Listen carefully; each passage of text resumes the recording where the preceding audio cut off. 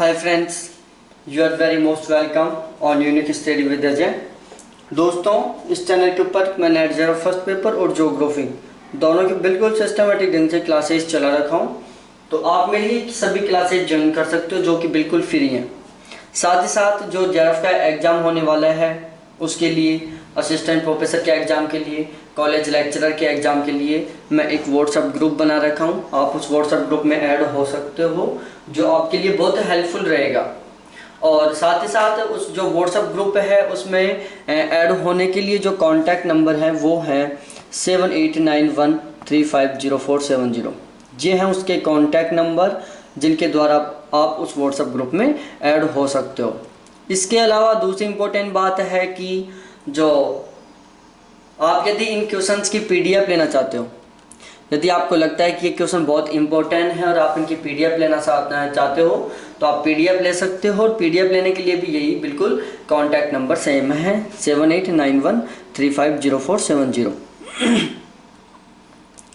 अब हम बात करते हैं क्वेश्चन नंबर 12 के ऊपर। वो 16वां क्वेश्चन है और मॉडल सेट है 12वां मॉडल सेट है ये। इससे पहले मैं टोटल 11 मॉडल सेट कंप्लीट करवा चुका हूँ। 12वां मॉडल सेट है ये और क्वेश्चन नंबर 16 है। हमें ध्यान रखना है, देखो जो सेट है उसमें क्या है, क्वेश्चन बदलते रहते हैं। मैं बिल्कुल सेम लेके नहीं चलता कि चलो क्वेश्चन एक सीरियल वाइज चल रहे हैं। हर मॉडल सेट होता है जो क्वेश्चन नंबर 1 से स्टार्ट होता है, लेकिन यहाँ पर मैंने 16 से स्टार्ट किया है। तो 16वां क्वेश्चन है,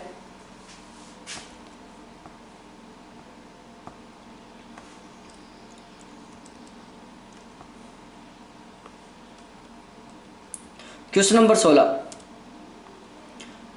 16 है कि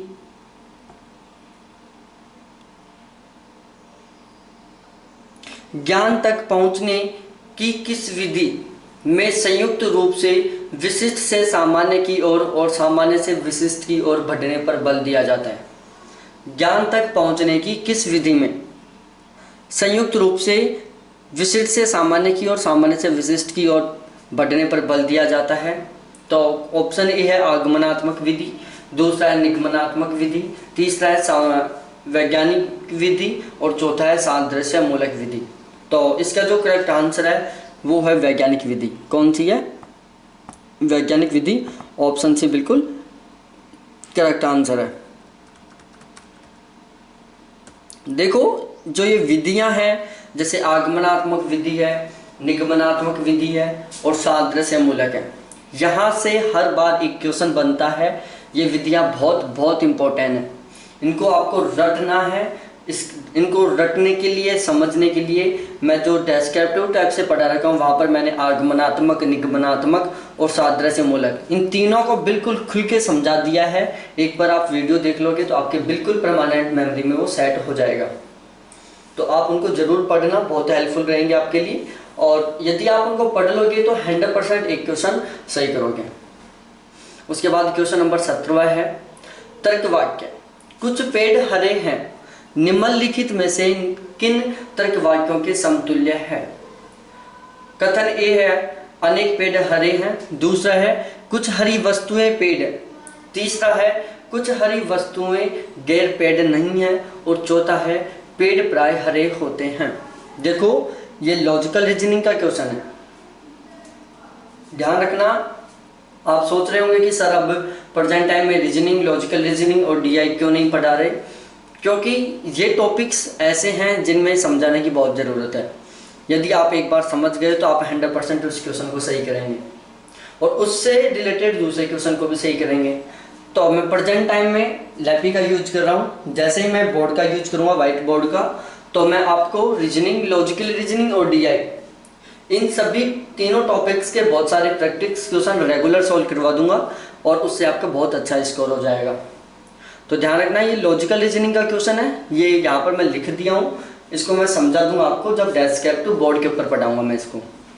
तो इसका करेक्ट आंसर है ऑप्शन नंबर ए। उसके बाद नेक्स्ट क्वेश्चन है क्वेश्चन नंबर 18। कौन सा है? क्वेश्चन नंबर 18 है संप्रेषण प्रक्रिया में संकेत किससे अर्थ प्राप्त करते हैं? संप्रेषण प्रक्रिया में संकेत किससे अर्थ प्राप्त करते हैं? तो ऑप्शन ए है विभिन्न अवयवों की व्यक्तिनिष्ठता से, दूसरा है विसंकेतन डिकोडर की वस्तुनिष्ठता से, तीसरा है अंतर संबंधों के नेटवर्क से, और चौथा है चैनल की निष्पक्षता से। तो इसका करेक्ट आंसर है अंतर संबंधों के नेटवर्क से। किससे? अंतर संबंधों के नेटवर्क से। ऑप्शन सी बिल्कुल करेक्ट है इसका आंसर। और उसके बाद नेक्स्ट क्वेश्चन है क्वेश्चन नंबर 19।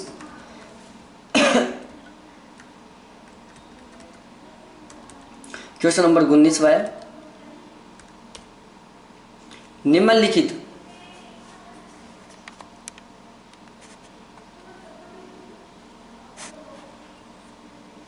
निम्नलिखित में से कौन सी संस्था समाज विज्ञान की सभी शाखाओं की शोध गतिविधियों का समन्वय करती है, उनको बढ़ावा देती है और उनका विश्लेषण करती है? यहाँ पर टोटल 4 शोध विधियाँ दी हुई हैं जिनका पता चलाना हमें।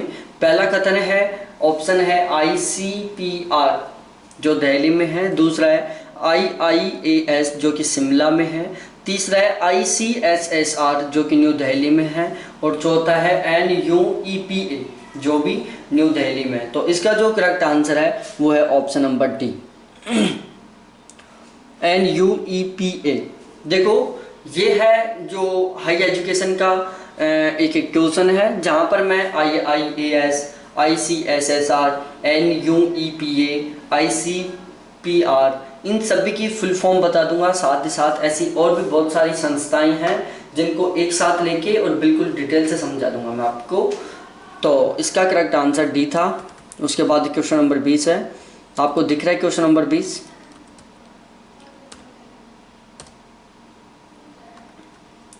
क्वेश्चन नंबर 20 में कथन फर्स्ट है, कथन फर्स्ट, इंटरनेशनल सोलर अलायंस के अधिकांश सदस्य देश कर्क रेखा और मकर रेखा के बीच अवस्थित हैं। उसके बाद कथन सेकंड है, जापान इंटरनेशनल सोलर अलायंस का एक सदस्य देश है। अब यहाँ हमें पता चलाना है कि इनमें कौन सा कथन सही है और कौन सा गलत है। ऑप्शन ए है कि केवल पहला सही है, दूसरा है कि केवल दूसरा सही है, तीसरा है कि पहला और दूसरा दोनों सही हैं, और चौथा है कि कोई सा सही नहीं है। तो यहाँ पर हमें पता चलाना है कि यहाँ कौन से कथन सही हैं। तो ध्यान रखना यहाँ पर ये दोनों के दोनों कथन सही हैं। ऑप्शन नंबर सी बिल्कुल करेक्ट आंसर है। कथन ए ये बिल्कुल करेक्ट है कि इंटरनेशनल सोलर अलायंस के अधिकांश सदस्य देश कर्क रेखा और मकर रेखा के बीच अवस्थित हैं। दूसरा है, जापान इंटरनेशनल सोलर अलायंस का एक सदस्य देश है। ये दोनों बातें बिल्कुल करेक्ट हैं। उसके बाद क्वेश्चन नंबर 20 है, 21वां क्वेश्चन है जो आपको दिख रहा होगा बिल्कुल डिस्प्ले के ऊपर, कि किसी भवन के अंदर लगाया जाने वाला कंप्यूटर नेटवर्क कौन सा है? वैन, मैन, लैन और सैन।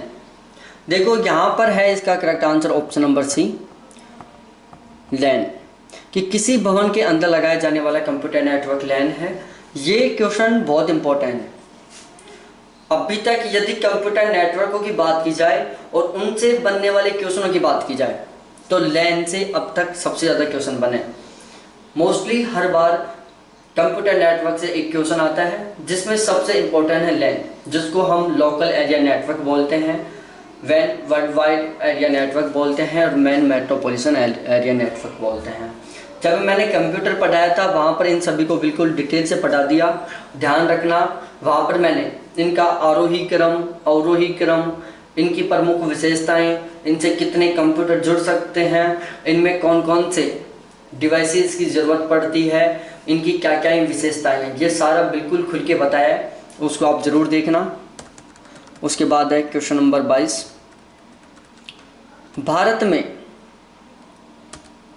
भारत में परीक्षा प्रणाली की समस्याओं पर विशेष बल निम्नलिखित रिपोर्टों में से किस एक रिपोर्ट का भाग है?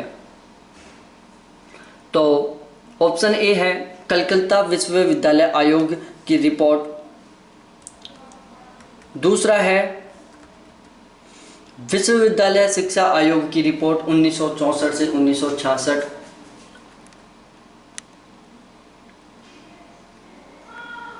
तीसरा है हेरटोंग कमिटी रिपोर्ट। कौन सा है? हेरटोंग कमिटी रिपोर्ट। और चौथा है यूजीसी की विश्वविद्यालय शिक्षा का स्तर संबंधी रिपोर्ट 1965। तो यहाँ हमें करेक्ट आंसर है यूजीसी की विश्वविद्यालय शिक्षा का स्तर संबंधी रिपोर्ट 1965, जो क्वेश्चन नंबर 22 है। इसका बिल्कुल करेक्ट आंसर है ये। कि देखो दोबारा पढ़ लो क्वेश्चन। भारत में परीक्षा प्रणाली की समस्याओं पर विशेष बल निम्नलिखित रिपोर्टों में से किस एक का भाग है? तो वो भाग है यूजीसी की विश्वविद्यालय शिक्षा का स्तर संबंधित रिपोर्ट 1965 का। उसके बाद 23वां क्वेश्चन है इग्नू द्वारा भारत की शैक्षणिक जरूरतों को पूरा करने हेतु शुरू की गई ज्ञानवाणी है। ऑप्शन ए है उपग्रह आधारित शैक्षणिक टीवी चैनल, बी है शैक्षणिक एफएम रेडियो नेटवर्क, सी है अकादमिक नेटवर्कों की वैश्विक पहल और डी है मूकस। तो इसका करेक्ट आंसर है शैक्षणिक एफएम रेडियो नेटवर्क। क्या है? शैक्षणिक एफएम रेडियो नेटवर्क। उसके बाद नेक्स्ट क्वेश्चन है क्वेश्चन नंबर 24वां क्वेश्चन है। 24वें क्वेश्चन में हमें पढ़ना एक बार, निम्नलिखित में से कौन सा प्रोप्राइटरी सिस्टम सॉफ्टवेयर का उदाहरण है? निम्नलिखित में से कौन सा प्रोप्राइटरी सिस्टम सॉफ्टवेयर का उदाहरण है? ऑप्शन ए है लाइनक्स, बी है माइक्रोसॉफ्ट इंटरनेट एक्सप्लोरर, सी है माइक्रोसॉफ्ट ऑफिस और डी है माइक्रोसॉफ्ट विंडो। तो यहाँ पर इसका करेक्ट आंसर है माइक्रोसॉफ्ट इंटरनेट एक्सप्लोरर। ये किसका उदाहरण है? प्रोप्राइटरी सिस्टम सॉफ्टवेयर का। प्रोप्राइटरी सिस्टम सॉफ्टवेयर का उदाहरण है Microsoft internet explorer. Proprietary system software क्या है ये मैं पहले जब कंप्यूटर डिटेल से पढ़ाया था तो वहाँ पर मैं बहुत डिटेल से समझा चुका हूँ, उसको ज़रूर देखो। उसके बाद नेक्स्ट क्वेश्चन है क्वेश्चन नंबर 25। क्वेश्चन नंबर 25 है एक साइड अभिकथन है और दूसरी साइड किसी शहर के मध्य भाग में रात का। तो जो क्वेश्चन नंबर 25वां क्वेश्चन है अभिकथन ए, किसी शहर के मध्य भाग में रात का तापमान अगल बगल के ग्रामीण क्षेत्रों के समकालिक तापमान से आमतौर पर अधिक होता है। दूसरा है कारण, शहरी क्षेत्रों में होने वाली विकिरण हानियां ग्रामीण क्षेत्रों में होने वाली विकिरण हानियों से कम होती हैं। अब यहाँ पर इसके जो कथन है वो है ऑप्शन ए है, ए और आर दोनों सही हैं तथा आर ए की सही व्याख्या है। बी है ए और आर दोनों सही हैं तथा आर ए की सही व्याख्या नहीं है। सी है ए सही है किंतु आर गलत है और डी है ए गलत है किंतु आर सही है। तो जो 25वां क्वेश्चन है उसका करेक्ट आंसर है option number C. Option C बिल्कुल सही है। देखो पढ़ लो एक बार, किसी शहर के मध्य भाग में रात का तापमान अगल बगल के ग्रामीण क्षेत्रों के समकालिक तापमान से आमतौर पर अधिक रहता है। यह बात बिल्कुल सही है कि किसी शहर के मध्य भाग का तापमान उसके चारों तरफ फैले हुए ग्रामीण क्षेत्र के तापमान की तुलना में अधिक होता है। दूसरी बात है जो कारण है आर, शहरी क्षेत्रों में होने वाली विकिरण हानियां ग्रामीण क्षेत्रों में होने वाली विकिरण हानियों से कम होती हैं। यह बात बिल्कुल गलत है क्योंकि शहरी क्षेत्रों में होने वाली विकिरण हानियां ग्रामीण क्षेत्रों में होने वाली विकिरण हानियों से अधिक होती हैं। क्या होती हैं? अधिक होती हैं। उसके बाद 26वां क्वेश्चन है, किस प्राचीन भारतीय विश्वविद्यालय में मुख्यतः विद्वानों के लेखन के माध्यम से तिब्बत की संस्कृति और सभ्यता का निर्माण हुआ था? Option A Nalanda, B Vikramshila, C Jagaddala, D Mithila. तो जो 26वां क्वेश्चन है उसका करेक्ट आंसर है जगदल्ला। क्या है? जगदल्ला, ऑप्शन नंबर सी। उसके बाद 27वां क्वेश्चन है, पेरिस समझौते का उद्देश्य इस शताब्दी में तापमान वृद्धि को पूर्व औद्योगिकरण स्तर से कितना डिग्री सेल्सियस ऊपर सीमित करना है?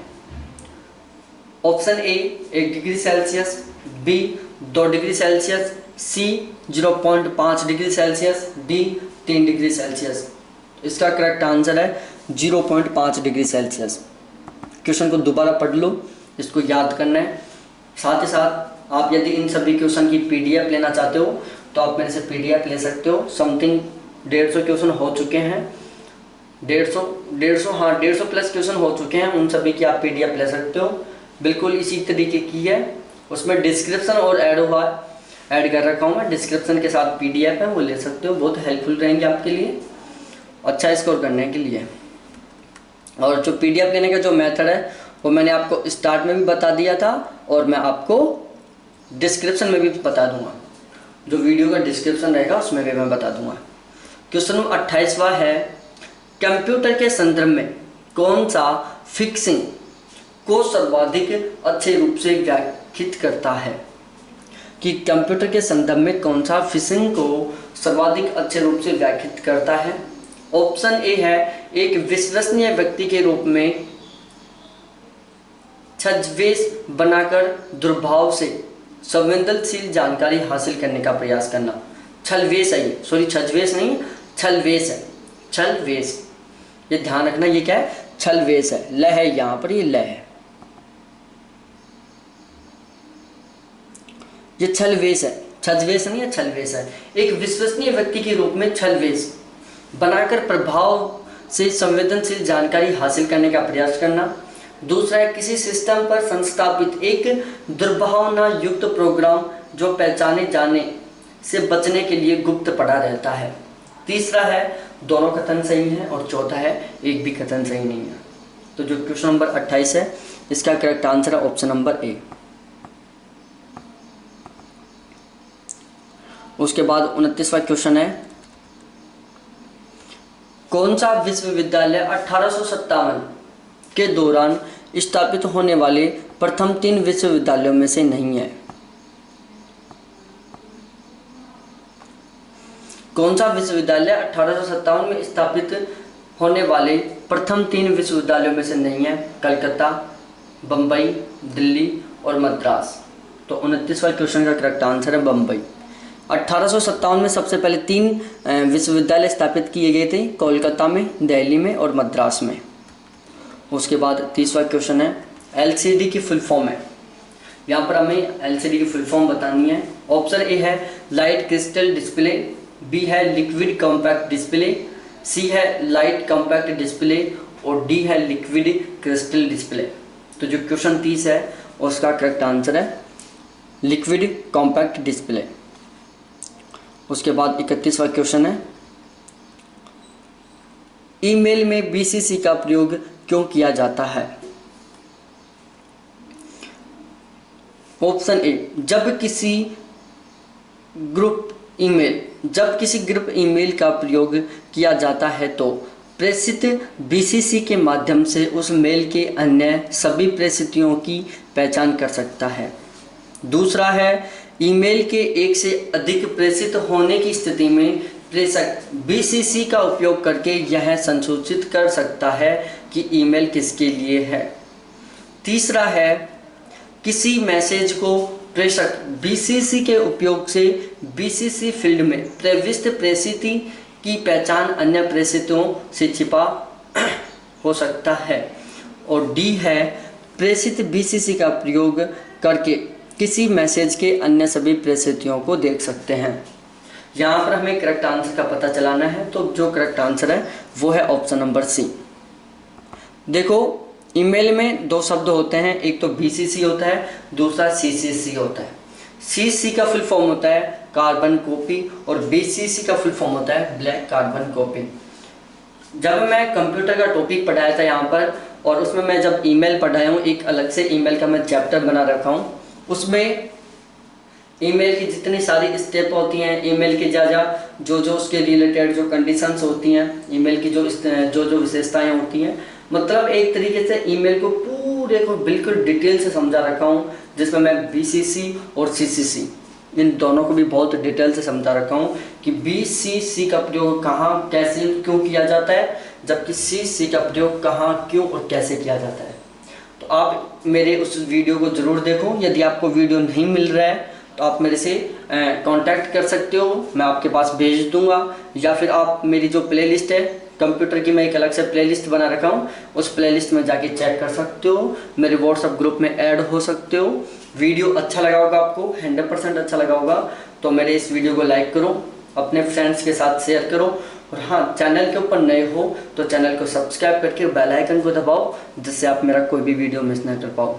थैंक्स देखने के लिए, फिर मिलते हैं हम नेक्स्ट वीडियो के साथ। बाय। और अपनी स्टडी को बिल्कुल कंटिन्यू रखो, आपको अब की बार 100% सिलेक्शन लेना है, कोई चांसेस नहीं है कि आपका सिलेक्शन रुक जाए। ठीक है, बाय, थैंक्स।